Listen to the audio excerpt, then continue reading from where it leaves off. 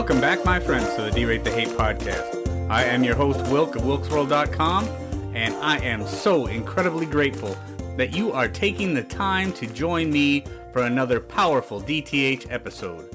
Friends, at the D-Rate the Hate podcast, it's all about bettering the world one attitude at a time.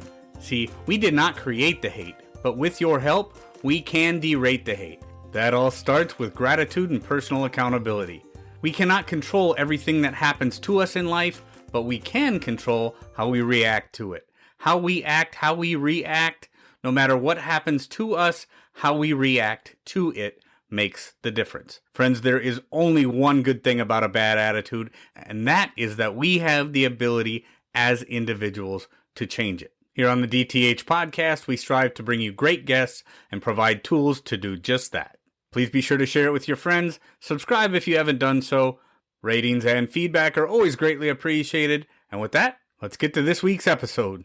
Friends, besides changing lives and doing wonderful things to help improve the attitudes of so many on this podcast, one of my absolute favorite things in life is all the incredible people that I get an opportunity to speak with. And this week is no exception, because this week I have another incredible guest that will just blow your mind. Now, I first became aware of Brian Echevarria back in February when a video of him speaking to a North Carolina school board went viral. Now, I had no idea until I started researching Brian Echevarria that he had just launched his campaign for a state house seat in the state of North Carolina. But that is definitely not the reason that I wanted to reach out to Brian. Brian had actually been dubbed the CRT Dad from that video that went viral of him speaking at that school board meeting. Now, anybody who's listened to the podcast knows I've talked about CRT. I've talked about the hateful rhetoric that comes along with CRT. It is without question the wrong message to be teaching the youth in our country. And so often when these taboo subjects, these hands-off subjects get brought up in these school board meetings, they go sideways and make an absolute mess out of the topic. Not this time. I saw such inspiration, such enthusiasm and positivity from Brian in that speech. I knew I wanted to speak with him. Now, there are many labels that could be placed on Brian Echevarria. Christian, father, husband, conservative, Republican, aspiring politician.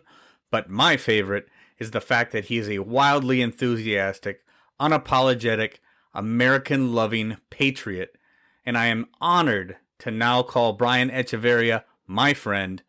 Do not miss this incredible conversation. Be sure to leave some feedback and share it far and wide. Here we go. All right. Brian Echevarria, thank you for joining the D-Rate the Hate podcast. I appreciate your time.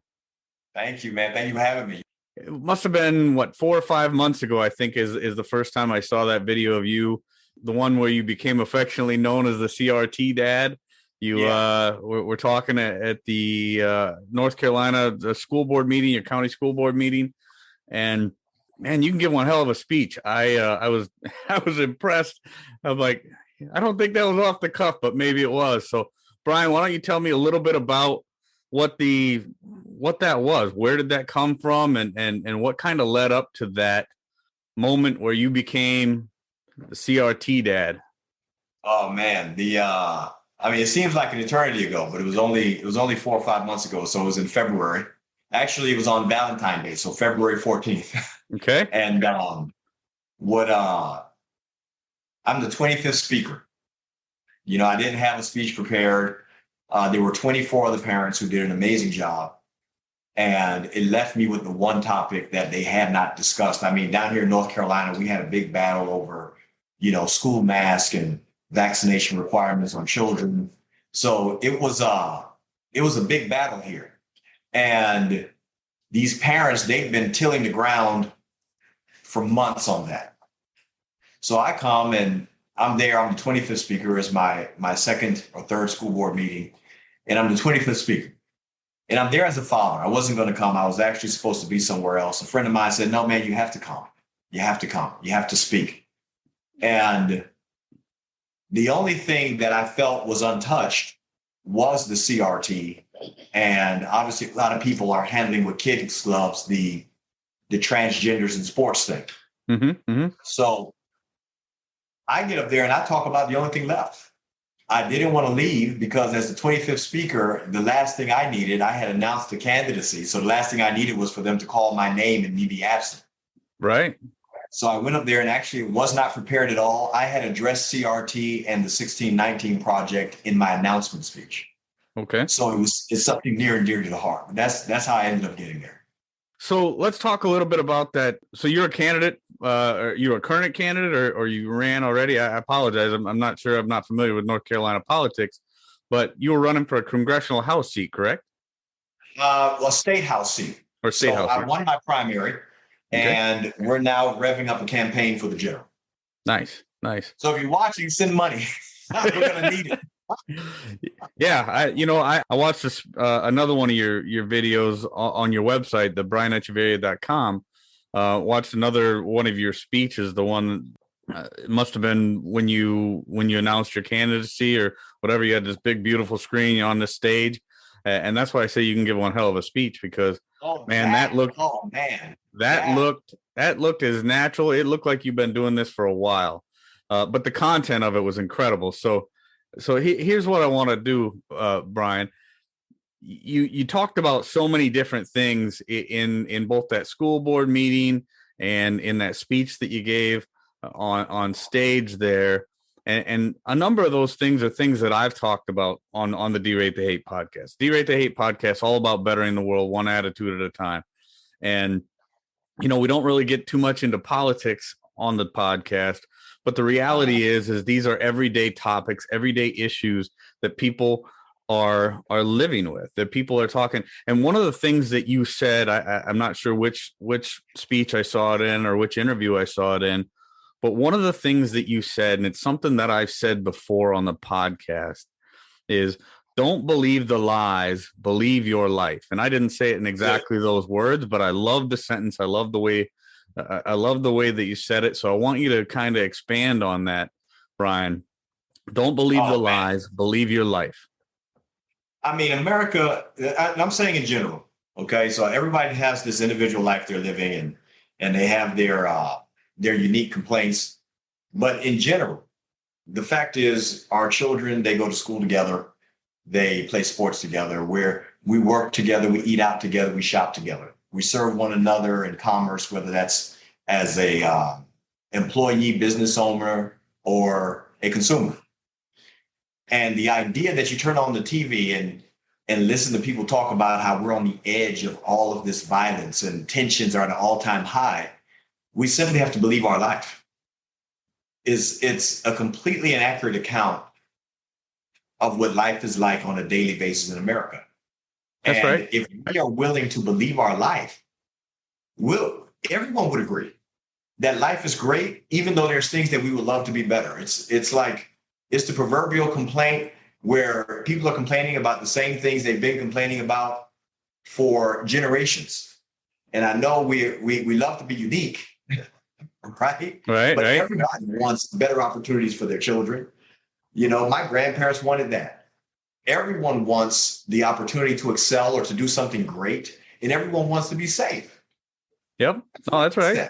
That's right. And if they believe their life, it doesn't matter. With media, what happens is we watch a kid get hurt in Oregon, and we all hug our children in North Carolina.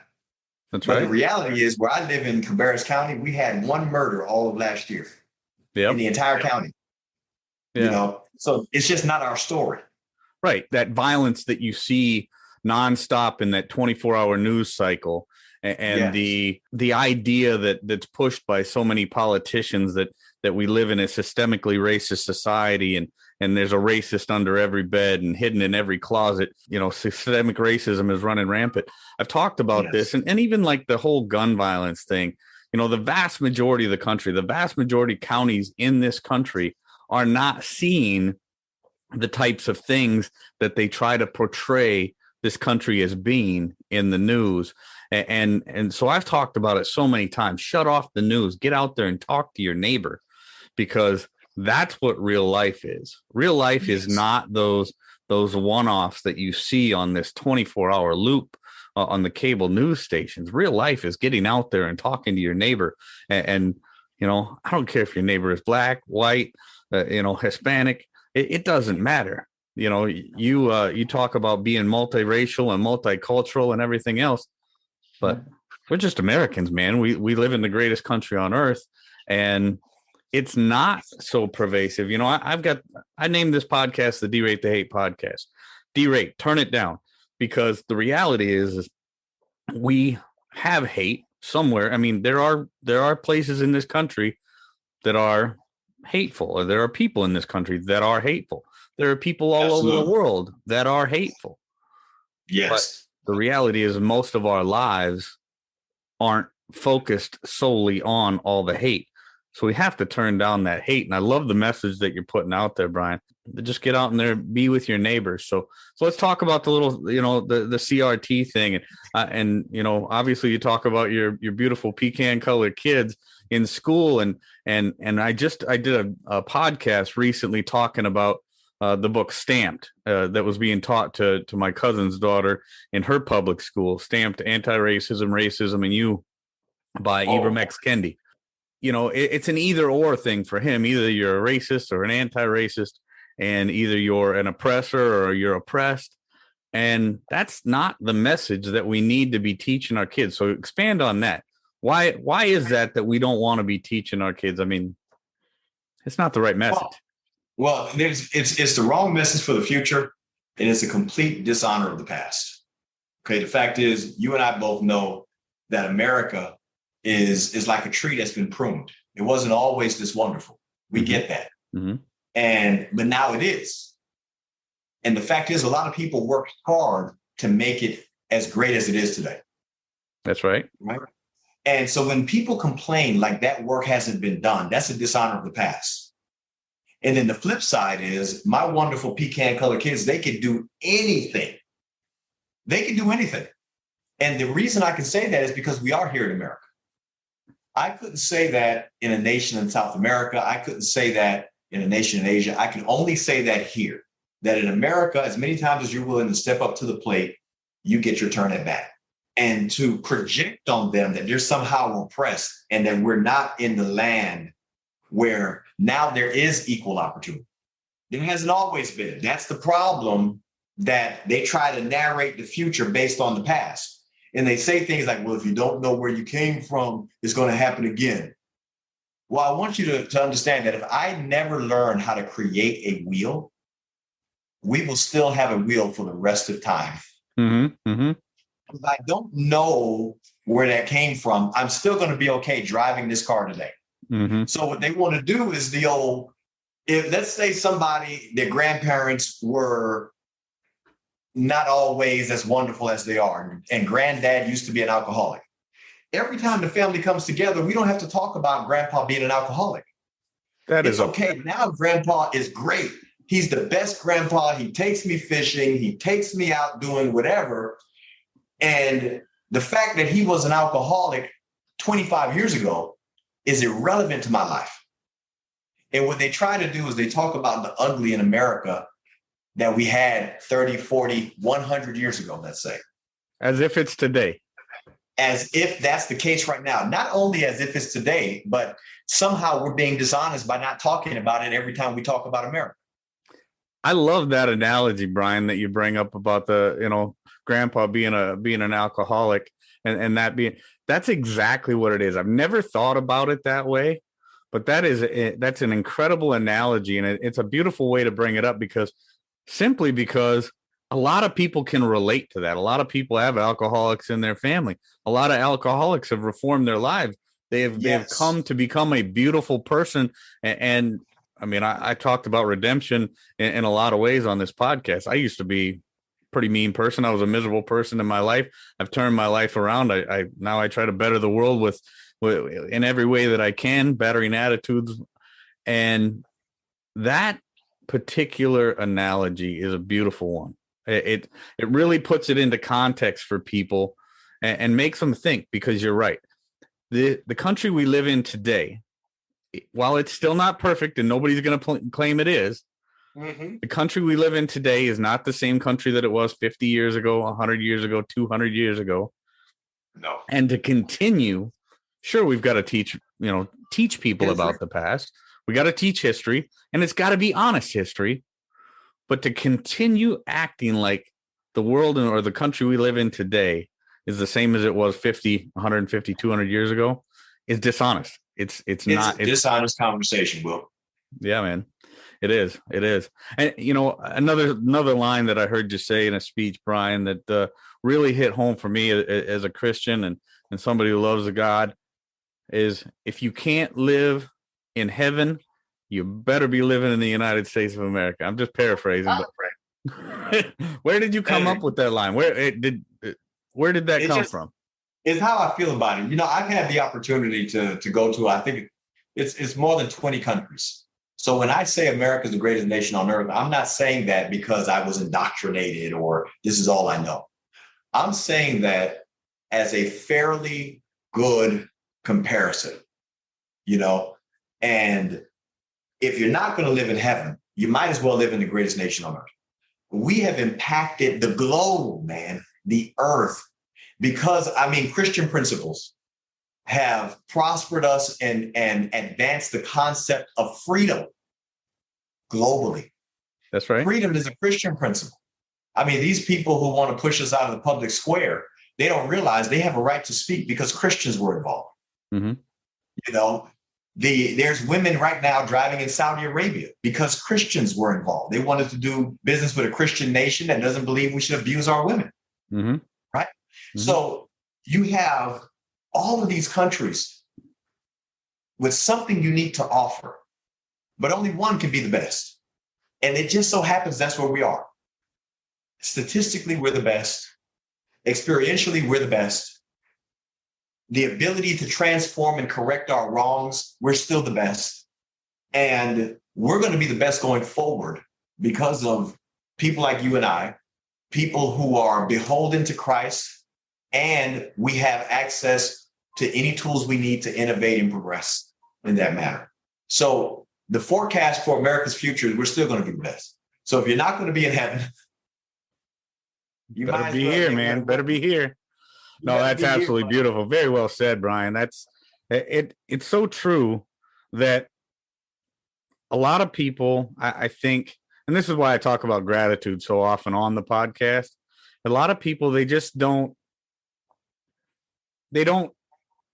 may take for granted what we have here, but they don't give the correct recognition for what we have here as being the greatest country on earth.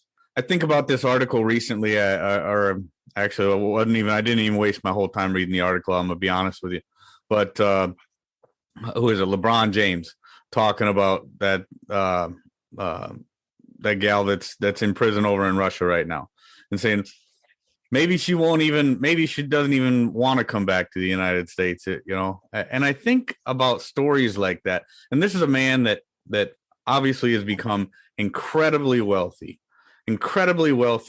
because of the fan base here in the United States, and what he has been able to accomplish here is absolutely incredible, and really, by all rights, could not happen in most places on this planet. But what he has been able to accomplish is amazing. But then the fact that he runs this country down every time he gets an opportunity and gets in front of a camera and he wants to, talk bad about this place that's just made him and provided him opportunity like very little places on the planet ever could. It hurts. It hurts to see that kind of thing. What do you attribute that kind of mindset to? You ready? I'm going to get in trouble. Okay. Pull the pin. Okay. It's called the black tax. Okay. It's this thing that we have in the black community where somehow you're a sellout for saying America's the greatest nation on earth and look what you can accomplish here in America. So he says that. I don't know LeBron personally. I watch it and I don't think he believes any of that. I think he's just paying the tax. It's not right for me to get in front of the school board and talk about how great my life is and how my children can do anything they want, how we're business owners, we're all doing business together, and I'm not encountering racism on a daily basis. If you would have seen the hate mail for telling my story, I can imagine the things that people will say. So here's LeBron. The woman goes over there. I don't know if she's guilty or not. Okay. I don't know if she had the marijuana or not. That's Russia. Who knows? And then people are complaining. They're like, hey, if that was LeBron James, he would have been home already. And I'm like, well, LeBron James is a national treasure. Okay. So yeah, he would have been home. Okay. And I'm not saying it's fair. I'm saying it's true. The flip side is it's that tax that we have a group of people in this country, particularly on the liberal side of the discussion, who just cannot acknowledge that they've had a great opportunity here and they look forward to everything their children are going to do in America also. Mm-hmm. That they're not in fear of their life, that they love when the police come by, that they're grateful to have security and they're grateful to have investments and, for the most part, a stable government. Okay? That they love all that, but they're not allowed to say that. They have to come in and they got to fit in with their social group. So I don't want to take down LeBron because I don't know him. Right. But when I watch him, I think that the things you said, that he's had every opportunity, that he had a tough beginning and he flourished ever since. I think he knows that's only possible here also, except there's this invisible tax that has to be paid where you're not allowed to say that. You're not allowed to say, I love this country and this country is greater at everything than everybody else. Like every other country that's doing okay is doing okay because of what's happened in America. That's right. And that's people don't like when I say things like that, except I'm right here. I'm open. Tell me what country would do great without this country. Give it to me. Great point, man. No, it's absolutely true. It is absolutely true. You know, we're not a perfect country. I'm never claiming that. I mean, there's a lot that we need to get better. Apparently, we can't even handle inflation. We don't know our monetary policy isn't great. Okay. Right. Apparently. So I'm not saying that we're this perfect country. I'm saying we're the best out of what's available. Yeah. And I'm not ashamed of that. God determined our time and our boundary, Will. Yeah. It was God who decided we'd be right here, right now. And we're going to win this moment. And the future is going to be even greater. I have no doubts. I get it. I'm a Christian. Jesus is going to return. Things are going to be a little sideways for some time. But not once in the Word of God does it say life on earth is going to get worse. It says humans are getting worse. And apparently we are. You can say that again. No, and I love your optimism, Brian. I mean, that kind of optimism, that kind of enthusiasm, that kind of attitude is what really makes the difference. I mean, I never heard about this invisible black tax, but I've seen the results of it. I mean, I've talked to.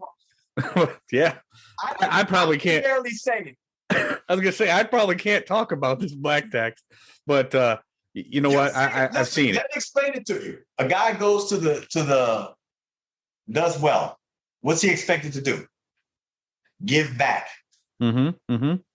Nobody else is under that kind of pressure. No, they aren't. Oh, no, he has to give back. If I become a great athlete, I have to go build a community center or give my high school a new gym.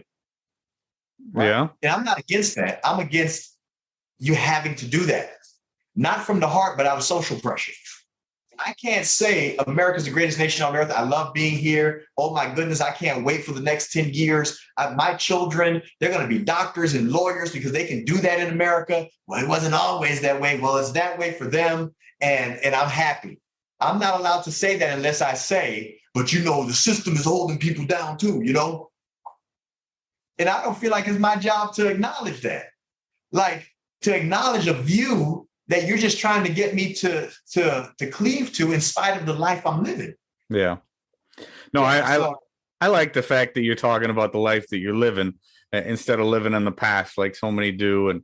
And that whole idea, like I said, going back to the idea that there's a racist under every bed and hiding in every closet and you're oppressed and I'm the oppressor and stuff like that. That has never done anything. That doesn't do anybody any good. Living this beautiful life of optimism, talking about all the opportunities that you and your children have and me and my children have and just realizing what we have, talking like neighbors, talking like two men, just talking about our lives and our children and acknowledging life for what it is today and not living in that past. Like like drunk grandpa. It's not the way to go. And like I said, I love that. I love that attitude. I love that optimism. The stuff that you bring into the table, Brian, is absolutely incredible. Let's talk a little bit. Let's talk a little bit about your. Like I said, this is not a political show, but I do. I do love the fact that people with your attitude, your enthusiasm, are getting into politics. Everyday guys like you and I need to get back into, especially local politics, Brian, because if we don't get back to the mentality in this country of the government that governs closest, governs best, we are in a lot of trouble. So state house seat, right, in North Carolina. Yes, sir. Talk about your platform. Talk about what you want to do for the state of North Carolina, what kind of attitude and enthusiasm you want to bring to the table and do for the people in North Carolina. Well, I think, that's a little complicated question because there's so many things that have to be done. So narrowing it down to one or two things is not the easiest of things, but I can tell you, family is our story. That's the way I've seen it. I'm 44 years old. I have retired military parents and I have children. I myself have to retire. I have a wife I have to care for and provide for. And what occurs is I realize at this age, everything about government touches every part of my life. If you're talking about veterans benefits, that's my parents. If you're talking about schooling, that's my children. If you're talking about, the future of the stock market and the economy, that's my retirement. That's my children's ability to start a business. I realize that everything about government touches our life. And what liberal people tend to do is they talk about things in theory instead of talking about it in experience and in practicality. How does this apply to my life? With that going on, I've had the opportunity to speak to my neighbor and say, hey, man, I know everything you're doing, everything you're fighting for, everything you desire is for your family. And our government needs to remember that. When you talk about a state income tax, so by trade, I'm a financial advisor. You take 5% a year from my household budget and you have changed their future. If you give that back, you have changed their future. Even if they're not the greatest of investors and savers, if they blow it once a year on a vacation, they created memories that will knit that family together for the next generation. Right. So it's not just about, well, they're going to save and invest. Maybe they won't. Maybe they'll do a great big Thanksgiving every year and blow that 5% right there. But for them, it builds this value. So when we start looking at everything on a spreadsheet, like, hey, man, I don't care what your spreadsheet says. I don't care what your spreadsheet says. The only thing I care about is how it impacts my home and my family and my community. That's what government has forgotten. They have forgotten that every decision they make is not a theory. It's going to apply to a family. Even when you talk about, sending our troops overseas, you send them away. That's someone's uncle. That's someone's neighbor, teammate, daughter. That's impacting a family. It's not government policy it's impacting my home. That's right. And if we can restore that, it's that we the people. We the people. Ronald Reagan said this. He says, we are a nation with a government, not the other way around. Government will always be about my house having the ability to do whatever my house wants to do as long as I'm not hurting others. That's exactly Literally, right. That's Talk about it all the time, man. Yeah. I mean, that might be an oversimplification, but for the most part, that's what it is. I want to be free. And as a matter of fact, I have this thing, Will. There is no need for an America if we're not free. That's right. What good is America if we're not free? Everything we enjoy today is because we had the freedom to do those things, to innovate, to impact the future. Yep. Everything we're doing today is about the fact that we were free to do it. And now we're enjoying it one generation, two generations, three generations later. Yep. So if there's not going to be an America, if there's going to be an America that's not free, what good is there? Let's not be America. No, that's right. I talk about that all the time. Liberty is one of the number one tenets in my life. I've been in conversation for a number of weeks now, a special project that I have going with Dr. Francis Collins, the head of the NIH, or the former head of the NIH.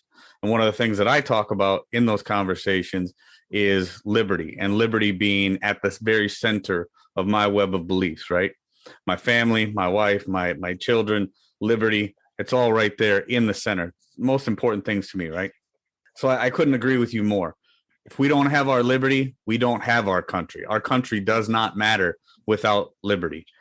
And then the other thing that you just talked about, Brian, that really hits home for me, and we talk about money, and I spend my time earning money. You spend your time earning money. That's time we give of ourselves in return for money that we can then use to spend time with our family, to make those memories, and like you said, it doesn't matter how you spend that money. It's the fact that I get to give of my time. The money isn't what matters to me. What matters to me is the time that I spent to make that money, in turn to get to spend time with my family and make those memories, spend time with my son and my daughter and my wife, and do things that we want to do that will create everlasting memories that they'll get to carry on and talk about with their children at some point in time. So it's not just the money. To a politician, it's just dollars and cents. It's just a percentage on a paper. To me, it's the time that it took to earn that money. And then what I want to do with it is up to me, not them. It's exactly. Incredible points you've made, man. Incredible points. This has been an incredible conversation. Brian, you are highly enthusiastic. You're an incredible guy, just such an optimist, such a pleasure to talk to. And I wish you incredible success with whether it be in politics or staying in the financial advisory business or whatever you're going to do. Obviously, whatever you're going to do is going to be incredible. You're going to make an impact. You're one incredible person of influence. Brian, talk about your website. Talk about how people can get a hold of you. So how do you like to interact with people, and how can they help you make a difference? Well, my website, you can go to brianechevarria.com, or a little easier is familyisourstory.com.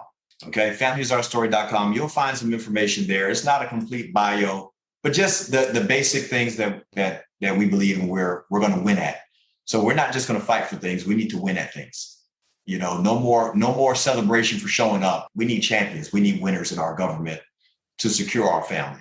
Obviously, I'm in a big race. My race in North Carolina, what's expected to happen is $1.2 to $1.3 million is going to be spent by Democrat organizations. Wow. To win the seat, because my seat represents the greatest opportunity we have is what's called a supermajority. So where we get in, and they redrew my district Democrat. So in my county, a Democrat hasn't won an election since in 40 years in terms of state government. But they redrew the district Democrat. They gerrymandered it. And obviously that's to try to keep out that supermajority that's going to allow us to make decisions about the sanctity of life. That's going to allow us to leave more money on the balance sheets of families, So my race is super contentious. I have to raise $700,000. Mm-hmm. And so if anybody wants to give, that's great. Introducing me to the right people, praying for me, anything. I mean, any kind of help we can get, we will take. Mm-hmm. Okay. We have an opportunity to determine the trajectory of our state. And that's going to actually happen across the country, because the fact that family is our story doesn't really have a D or an R behind it. Everybody believes that. And the more we have conversations, for instance, I don't refer to them as public schools. They're not public. I can't go sit in the lunchroom today. That's right. I can't do that. Okay. We have public libraries. We have public parks. I call them government schools. It's not about what I want the teacher to say to my kid. It's what do I want the government to say to my kid. That's right. Right. So I refer to them as government schools to give us greater clarity. And no, I don't want the government telling my child very many things about my family at all. Okay. So we have these groups we're doing in homes. We're setting up a website for that, where we're having these home meetings so that the community can be connected, because there's not enough money to outspend the conversations you have in your living room. That's exactly so we know that. And we have to take our communities back, starting in the local government right here. We're taking our school board, the county commissioners, all of this, and we're saying we're going to inoculate our county from some of the radical ideas that we find destructive to our families. So familyisourstory.com, please donate. volunteer. You can even phone bank from where you're at, wherever you are. You can always phone bank or text bank or help us in that way. If you have a skill set that can help us, we've needed everything from security to web design, brother. So, whatever you got, if you're willing to throw it on the table and let's get this W, I appreciate it. Yeah, man, I will definitely be an advocate for you. Like I said, this podcast is all about bettering the world one attitude at a time. It's I make no bones about it. I'm a conservative. I don't really talk a lot of politics on the Derate the Hate podcast. I'm more about unity and bettering the conversation. But when I get an opportunity to talk to people like you, Brian, talk people, like I said, enthusiasm, beautiful attitude, just the optimism and the love for our country. It's an opportunity that I'm going to jump at every single time. It's incredible. And I'd say that whether you're a Republican or Democrat, it doesn't matter. It's if you love this country, you have that optimism, you got that beautiful attitude, it's going to make a difference. It's going to make the world a better place. And I'm going to have you on the podcast. So I look forward to an opportunity to talk to you again, man.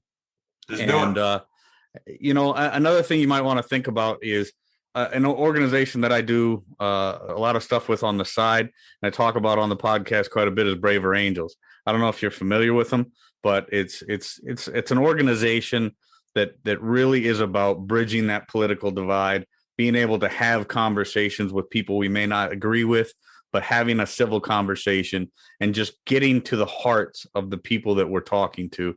And it's an incredible organization. So there's a little shout out for them. Somebody you may not be familiar with, but if you're not, check those guys out, braverangels.org. And there's definitely a chapter down in North Carolina, and some beautiful people that you'd love to talk to. You talk about, getting you in touch with the right people, and there's some great people in that organization. So braverangels.org. So my friend, Brian Echevarria, familyisourstory.com, brianechevarria.com. It's been a pleasure, man. And I hope this is, it's the first, but I certainly hope it's not the last time we get an opportunity to speak. Let's do it, brother. I appreciate you. So much incredible content in that conversation, my friends. Do not believe the lies. Believe your life. Shut off the news and get out there and talk to your neighbors. We do not live in the hateful country that so many would like to portray it as. And if you are not going to live in heaven, you may as well live in the greatest nation on earth. Brian Echevarria brought so much wisdom, so much enthusiasm, so much optimism to this episode of the Derate the Hate podcast. I am so incredibly grateful that he joined me. Be sure to check out the show notes to find all the great ways you can contact Brian, and check out a couple of his videos on my show notes as well. Friends, I just want to say again how very, very grateful that I am that you took the time to join me for another Derate the Hate podcast episode. Please share us with your friends, share us with your network. If you haven't done so already, subscribe and talk your friends into doing the same. Feedback and ratings, wherever you get your audio, always greatly appreciated. And with that, I will just say, get out there, be kind to one another, be grateful for everything that you've got, and remember, it's up to you to make each and every day the day that you want it to be. Friends, if there was anything in this episode that provided exceptional value to you, I would love to hear about it. Email me, wilk@wilksworld.com, or hit me up on most social media platforms. With that, I am going to back on out of here, and we will catch you next week. Take care.